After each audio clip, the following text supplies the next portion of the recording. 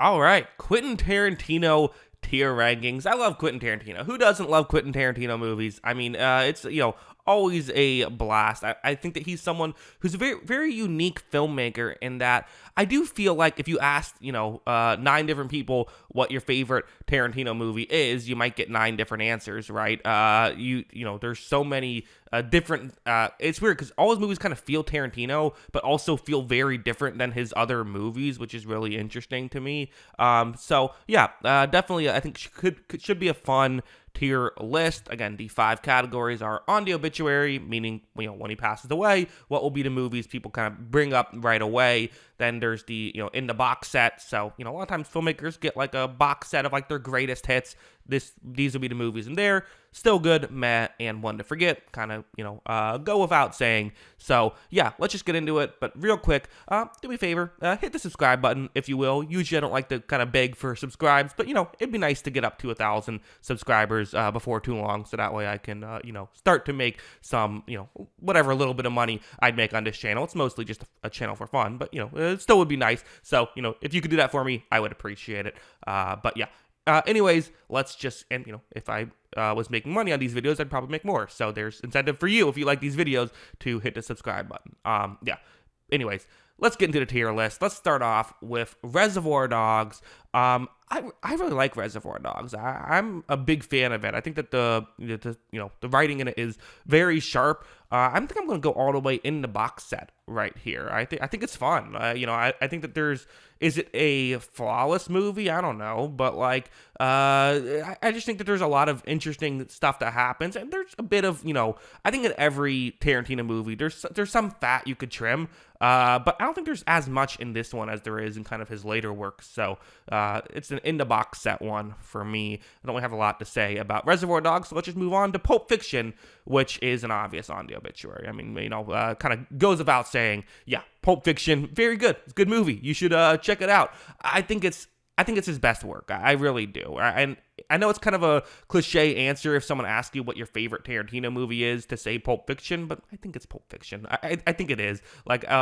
There's so many iconic moments in it, and it's just so watchable. One of the most watchable movies of all time. So yeah, Pulp Fiction. Again, what can I say about Pulp Fiction that hasn't already been said? Moving on to Jackie Brown.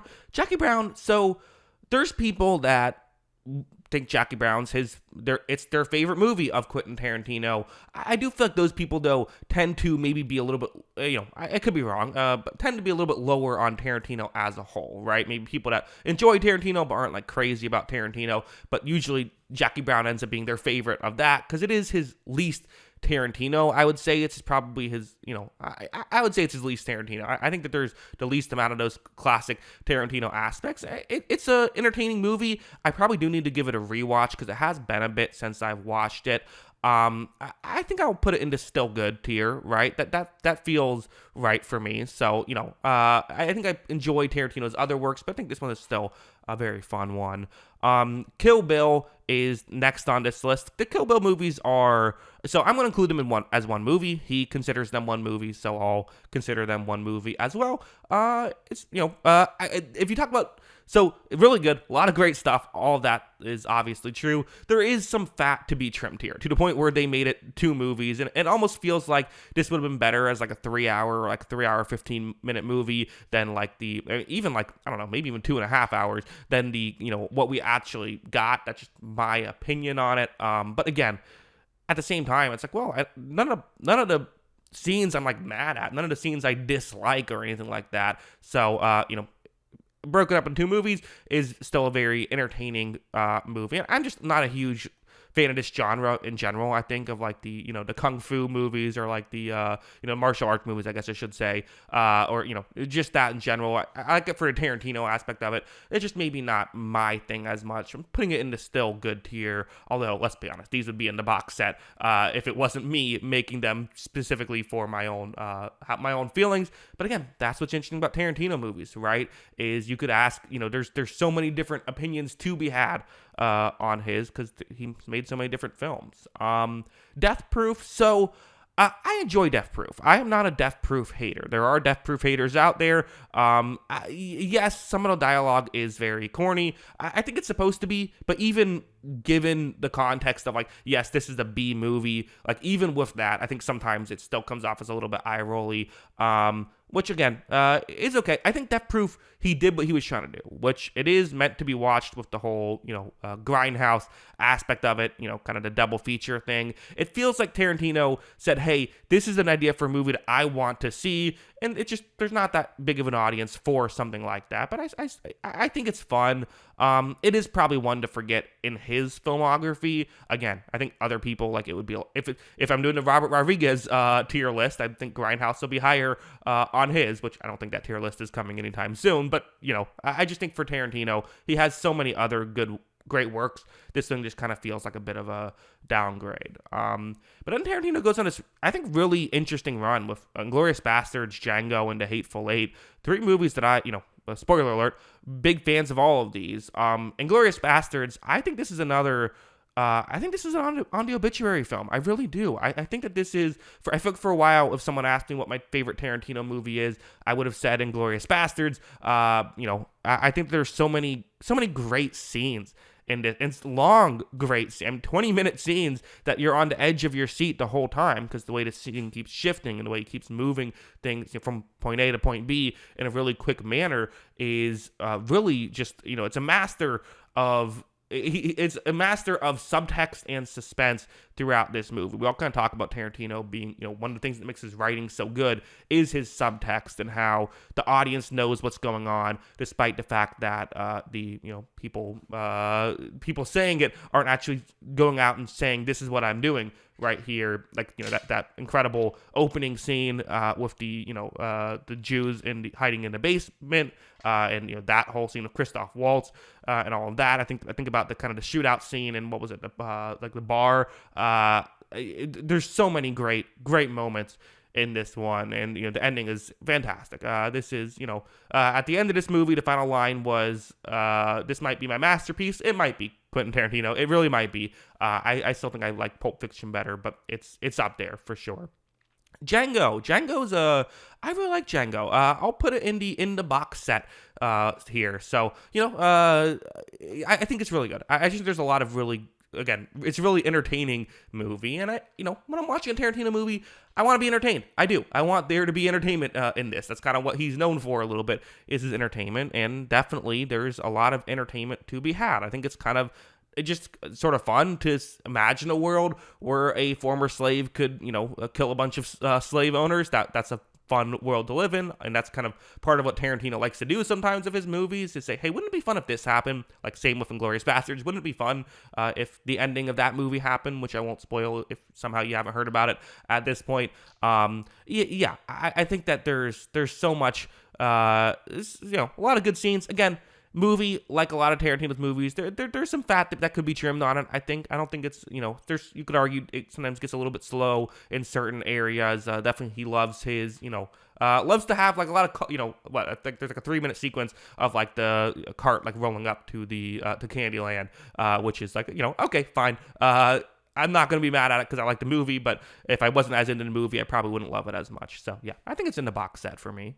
Next, we have The Hateful Eight, which, in my opinion, is his most underrated movie. Underrated is maybe a weird word to use when describing movies in general, but, like, I think it's the movie that I'm higher on than most people seem to be higher on. I do remember, if you remember, some people might be younger and don't fully remember, but there was, when this movie came out, it was shot on, I believe, 70 millimeter is what it was, and Tarantino did this whole thing where it's like, well, theaters who actually play it on film the night of, they get it, they'll get the movie a couple days early. They'll get the movie opening weekend. Everyone else doesn't get it opening weekend, something like that. It was a weird thing, but I remember driving with my brother like an hour to go see this movie at a theater that was playing it, and it was a great time. It was a really entertaining experience to have, and I like the idea of intermissions. We should bring intermissions back.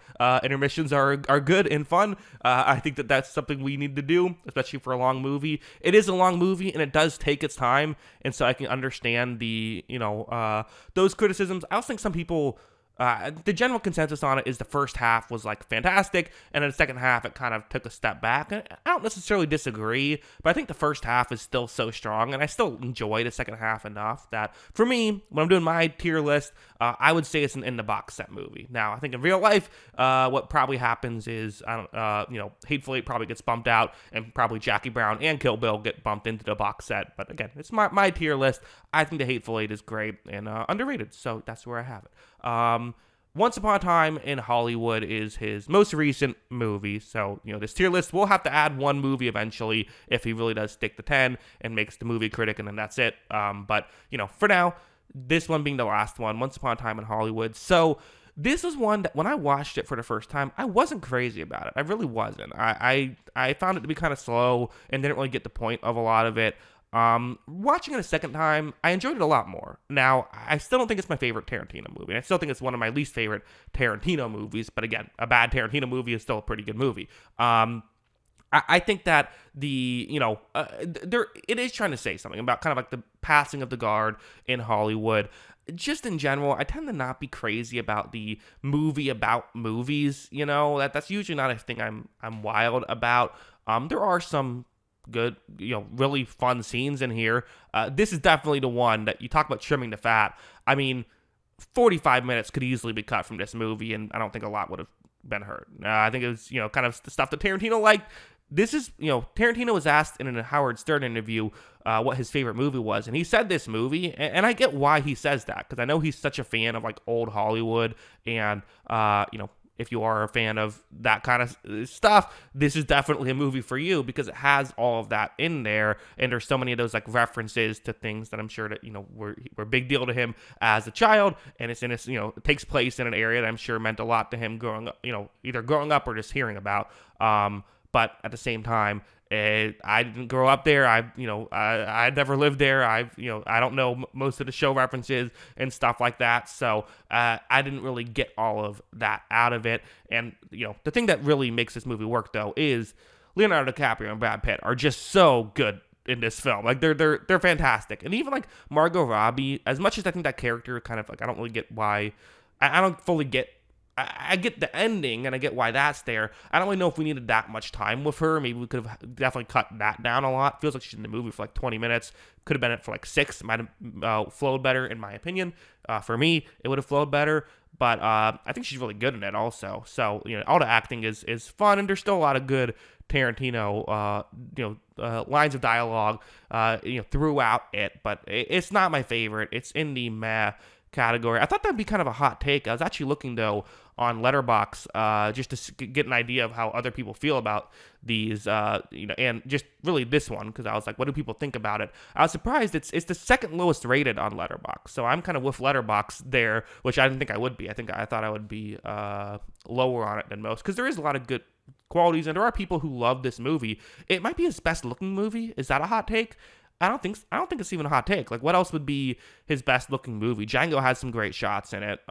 Kill Bill obviously has some great shots in it. But I think Once Upon a Time in Hollywood is his best looking movie. And again, in terms of his filmography, like, I think that, you have to watch, really, for Tarantino, watch all his movies. They're all good. They're all entertaining. Even Death Proof has its flaws, but like it's an entertaining movie to watch. I feel like you gotta watch Once Upon a Time in Hollywood to fully understand the filmography of Tarantino. Just not my favorite. So yeah, that is the Tarantino list here. He only has 9 movies, so there wasn't going to be a ton on some of these, but still, a lot of good ones, a lot of hits. I mean, we're talking about like your worst movie being Death Proof. That's a pretty good run. Your second worst movie being Once Upon a Time in Hollywood, and for me, your third worst movie being like Jackie Brown or Kill Bill. That's insane. Like that's those are great movies. So yeah, fun video. Let me know in the comments below. What do you think of all of this? Always love hearing from you, and of course, as always, thanks for watching.